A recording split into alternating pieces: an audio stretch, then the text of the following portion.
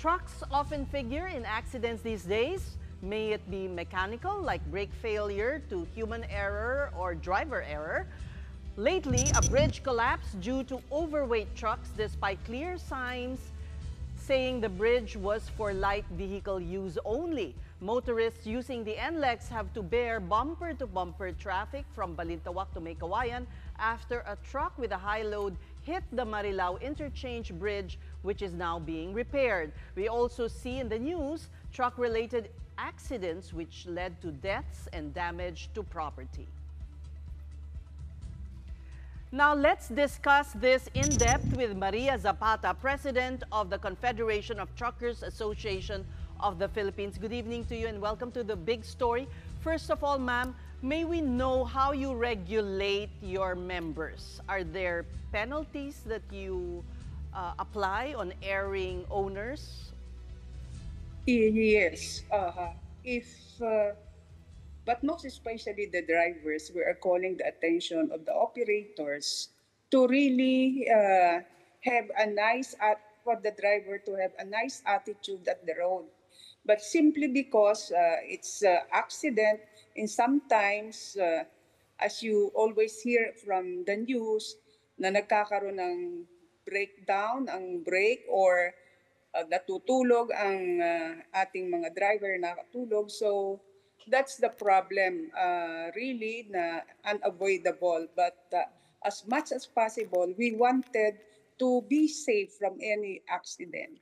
Let's zero in on the two incidents that have figured in the news recently.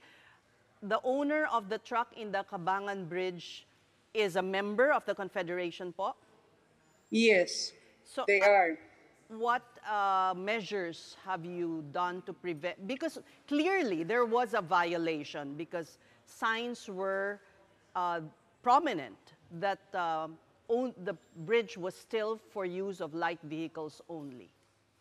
Yes, as of now, the case is still continuing, and the penalty being imposed with the operator is that uh, driver is in jail and in process of lifting the suspension of drivers and the operator because the cargo is still in yet on the site, and the cargo is really needed to have it delivered to the consignee, to the owner. So what we are doing right now is we are just communicating with the NLEX and asking for, we are asking from them because the judge is requesting us to get a go signal from S, NLEX if we can have the cargo delivered. So this afternoon, what we did is that we communicated with NLEX and requesting on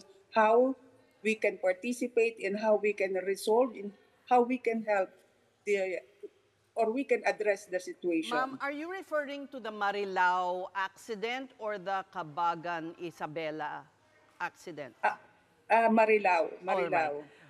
So the On the driver is in Kabagan, jail. Let's focus on this one, being the more recent one. If the driver is in jail, what about the operator? Does the operator also bear responsibility po? yes, of course. If there is damages, of course, number one to be charged is the driver. But we know the situation of the driver. If there is a claim, of course, they are not capable of answering it or addressing it. So here comes the operator that will be liable also. Okay, well, the NLEX incident, no ma'am, it was, kumbaga, overheight. It was, the clearance was way too high than allowed. How do we go about these things? No? Sino nagde-desisyon? Should it be the discretion of the driver and the operator na, okay, masyadong mataas yung vehicle, hindi ako dadaan dito? Or should it be the toll gate saying, wait, masyado kayong mataas? Or is it, self-regulation? Alam niyo yung ano nangyari diyan sa Marilao na yan, that is what we are trying to explain. May required height yung ating overpass dyan para makadaan ang truck sa ilalim. It so happened na yung 40-something, 49 na supposedly, naging 45 na lang because tumaas na ng tumaas yung kalsada sa baba because of patong ng any improvement on the ground. So yun yung, we cannot blame totally our member, but since it's there already and we don't want to argue with the problem, we just want to address the problem. So just to be clear, no, kumbaga nakalagay doon sa karatula, outdated na dahil tumaas na tumaas sa kaka-overlay. Yes, Okay. that's what happened in Marilao. Pero actually, ma'am, parang na-debunk na rin po yan ng NLEX spokesperson. Sabi nila that pag ina-aspalto daw nila yung NLEX, they take into account naman yung clearance ng mga tulay. So they're not attributing it to the asphalt overlay. Instead, actually, yung driver, parang inamin din po niya na yung he assumed that all the vertical clearance ng mga tulay ay pare-pareho lamang. He didn't know na iba-iba po yan. So with that, you think there's this proper lack of proper training and knowledge sa mga truck driver po doon sa mga vertical clearance sa NLEX? No, kasi it's usually, yung kalsadang yan sa Marilao na yan, it's the usual way the truck is passing by. But it so happened, with the situation nga na I said na medyo tumaas na ng tumaas sa pag-overlay na yan, so nagkaroon ng ganyang sitwasyon. And yan na nga yung ayaw namin. We don't want to blame anybody else, but we would like to address the problems peacefully.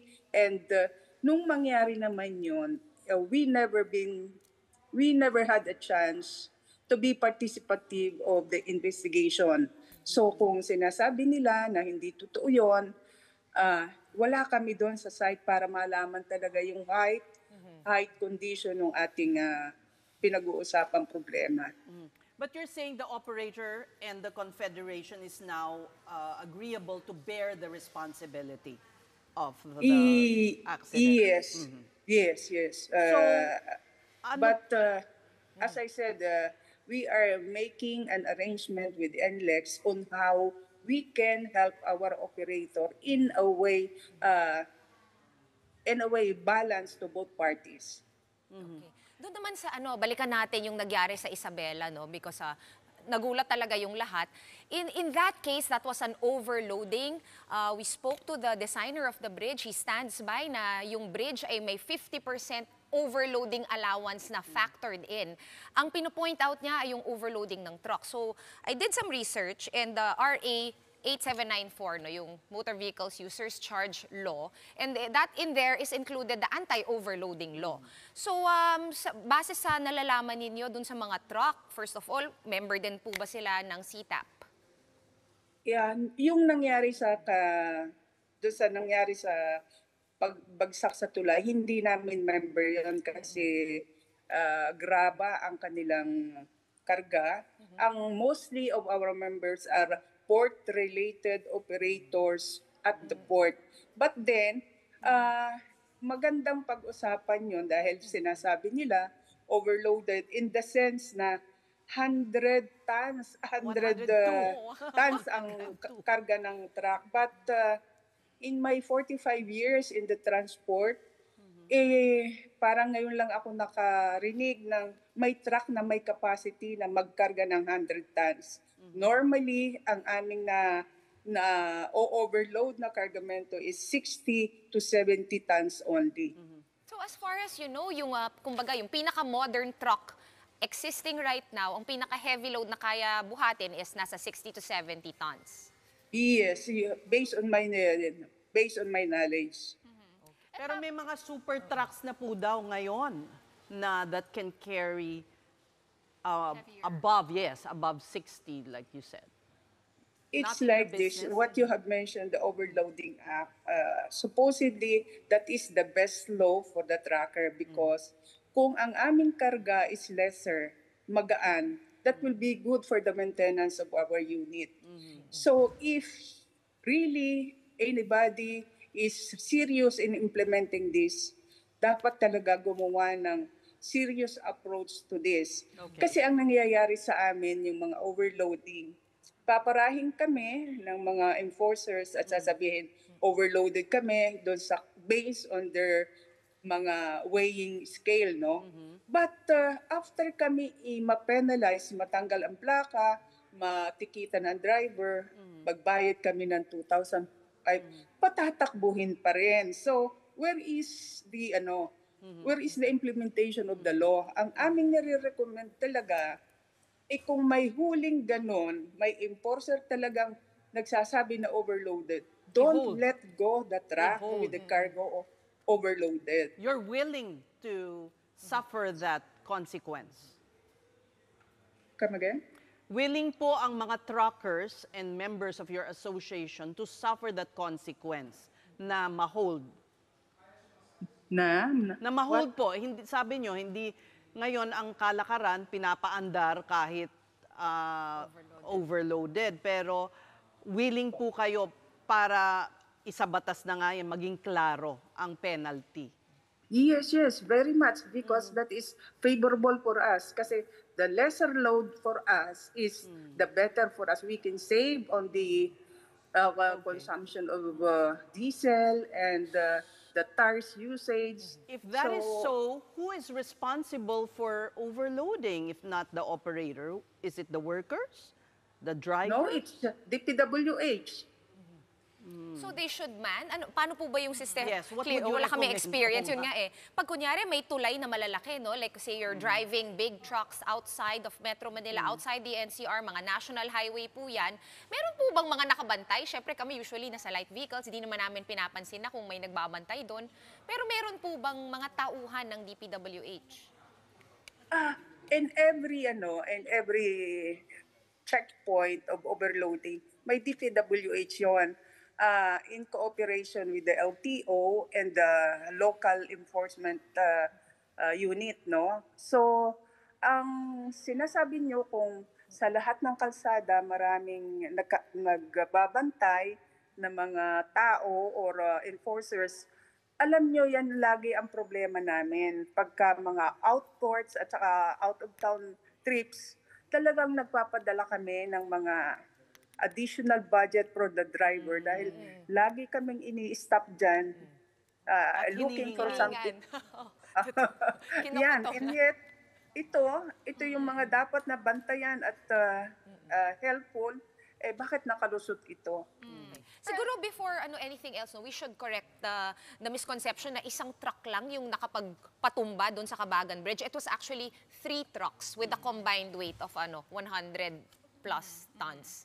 Yun. Yes, I think I don't want to blame. I don't want to blame anybody else. But I think kung nakikita nila na 3 truck yun na magkakasunod at nakikitang kung may nag-check doon at the foot of the bridge, makikita nilang overloaded yun. They should have let one by one pass, not 3 of them at a time. But ma'am, aside from policing, do you think mas kailangan pang paigtingin ang self-regulation? I mean, what are the protocols in place before a driver is cleared to proceed with his travel? Do you think po there needs to be reforms in terms of that? Yes. Can you elaborate, ma'am? Come again. I can't hear that clearly. Yes, Please. What sort of reforms po would we need, no? Para po better win-win situation for everybody involved, all stakeholders. Yes, everybody should work hand in hand with the government agencies concerning the operation of the truck. We operators, the drivers, we have to cooperate with each other, and all the necessary procedures that will prevent the same should be in place. Okay, also saw online that the CTAP, your association, you've actually been asking formally for a revision, an upward revision of the overload limit or the maximum load limit.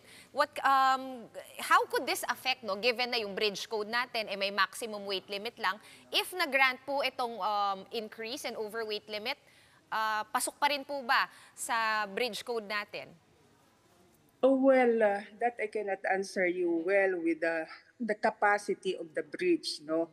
But I would like to point out is that the load of the truck lesser than what they are calling overloaded, mas mabuti para sa amin. So if there is really a serious implementation of overloading in checking on the road, well, that will be fine for us because everybody na mahuhuli na overloaded, of course, yung mga nagkakarga ng overloaded na yon, madidiscipline na yon. They will not do that again. That is the point that we are telling with every meeting that we are having right now with the DPWH, DOTR. Yan lagi ang sinasabi namin. Implement seriously the overloading. Kaya lang, mahirap itong i-implement kaagad-agad kasi may economic factor ito na affected Kasi bakit? Kung yung 3 truck na yon na overloaded na sinasabi ay hindi pinayagan at binawasan ng karga, dapat yon magiging 6, magiging 10 biyahe. So, additional cost yun. Yan yung add-on on the inflation or so on and so forth. Kaya hindi ko maabot kung ano ba talaga. Kung nawawalan kasi ng nawawalan kasi ng visa yung implementation ng ng overloading. Ma'am, if I may ask you, magkano bang budget binibigay ninyo sa mga truck, pahinante na ibabayad? Yung lagay ba dun sa mga papara sa kanila? Like for example, pupunta ka ng Cagayan, dapat may baong ka doon mga 5,000. 5,000. Ilang stops kaya yon? Isa Ay, lang or napakarami several? kasi ang daming stop na yan. Siguro more or less, baka mga 10 stop yan, mayroon. So, So, ang going rate, 500 per stop. Nasa ganun po. Kasi usually may standard. Ganon. Depends kasi, mas mabuti kung makukuha sa 500, pero kung marami sila in a group in one place, of course, it's a different story. Oh. Okay. Well, that's also an informal, a setup that parang both sides are guilty. Yes. Yes. All right, well, As I said, that's why everybody has to cooperate. And everybody has to understand the real situation. Be accountable also. yeah, Kasi be yung accountable, yung right? nangyayari nila diyan sa overloading na yan, parang ang implementation nila defeats the purpose of the law. Naging ano lang, no? So, we thank you so much for being very candid with us, and we do hope that the government will also be serious in implementing the rules. Thank you so much. That was Maria Zapata, President of the Confederation of Truckers Association of the Philippines.